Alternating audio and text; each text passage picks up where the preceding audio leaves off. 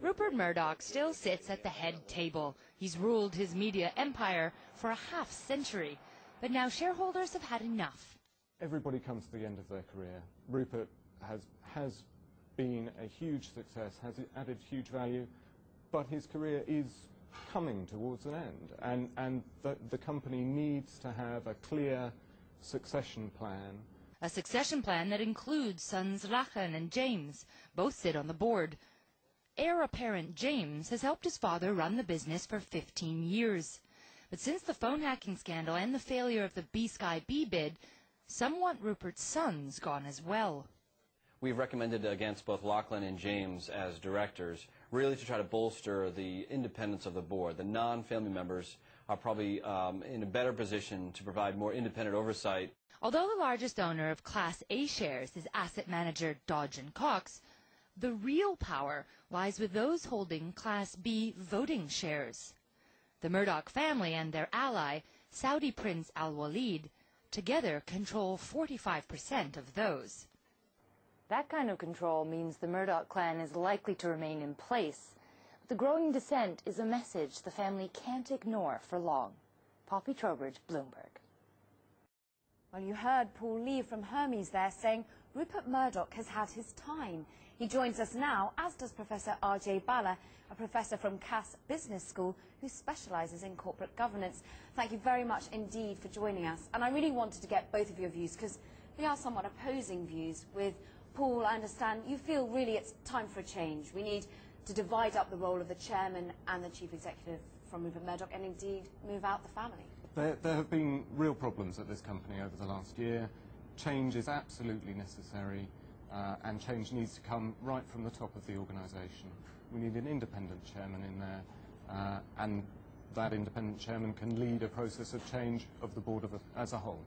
But would that impact the strategy of the company going forward? Do you need the family in there? They couldn't just become passive, could they? Just holding 40% of the equity or the B-class shares?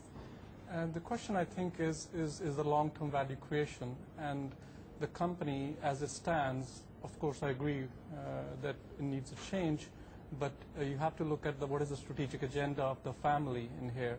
The family is not going to take a back seat, as it's been the case, and they have seen, for example, acquisition of Bancrofts, and they brought in the Bancroft member in there. And the idea is not to take a back seat, but be an active voice of the family. And as we see that the next generation is being prepared to join the News Corp. I'd agree with that if this genuinely were a family company. But the Murdochs hold 40% of the voting rights. They only hold 12% of the economic value of the company. This is a public company. It needs to act as a public company, not as a family one. They have negotiated, though, the new digital age relatively well. Do you feel that you would lose a little bit of strategy if they were forced out, or can you keep them to a certain extent and inject the independence that you want to see? What we're calling for is an independent chair, and that independent chair can then drive a process. If we can manage to keep the skill and the energy that has driven this company to be such a success over recent times, fantastic. That's exactly what we as shareholders want, but we do need that independence introduced. Yeah, I agree with the independence point, but in terms of the voting structure of the A, B, and shares, that is not very uncommon, and most of the family business groups, whether Asia, Europe, or US, have that sort of structure. And the question is what are we aiming for here in terms of this meeting? And I think we are aiming for the change, but I do believe that the family can have the value creation at its heart and do the change necessary to create a legacy just both for the Murdoch family and for the News Corp. How can the family restore trust in the company? Obviously, it was particularly felt here in the UK with the News of the World being folded. There was that huge scandal about phone hacking. How can the family take that straight on if they're not going to be stepping aside, if we're not going to be having independence brought in an independent chair? Independent chairman is a possibility, and they could recruit somebody who's respected from elsewhere. You have to think that the News Corp is constructed of a variety of business units, and the one which has been impacted as a result of this negative media speculation is only one of the business units, which actually doesn't form that large part News of International. the News International. So you have to look at what are the businesses which are actually creating value in this overall scheme of things, and those are very well performing units with their own structures. The corporate structure is the one which is under radar here, and I think that with some change could restore the confidence. I think it's more than just corporate structure, though. It's a matter of corporate culture.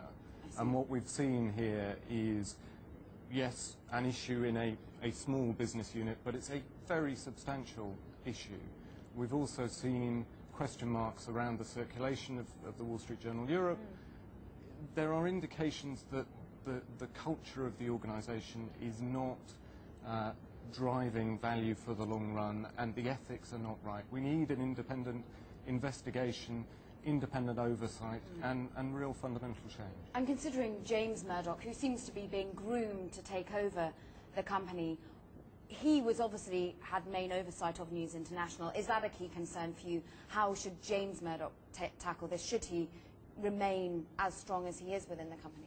James, I think, is in this for a long run, and as I said before, that News International is just one part of the business, and he can take his skill set, which he's developed over at, whether in Asia, in Star, or elsewhere on Sky, take that skill set and the competencies and apply it in other successful business units. How to restore the confidence, I suppose, because there is concern that some of the evidence he has given is now being called into question by people who used to work with him back at News International. I think they're going to take a proactive approach at tackling this. I think there has been a lot of introspection going on in the family, and I do believe that they will do the right things in terms of, putting this act together, where James could take perfectly a back seat, could actually very well not seek reappointment, and go back and come back at a later stage. Would an independent chairman, therefore, as you said, could possibly work? Would that be enough for you? Would that satisfy your calls? We think there should be an independent chairman. We do think there should be broader refreshment of the board. We think there are a number of individuals that have been on there for simply too long, and we need to move them on, bring new heads around that boardroom table. And we do need an independent review of the culture and the ethics and these specific incidents. Well, 2 hours from now, we'll see the AGM kick off. Thank you very much indeed, Paul Lee from Hermes, and indeed Ajay Bhalla from the Cass Business School.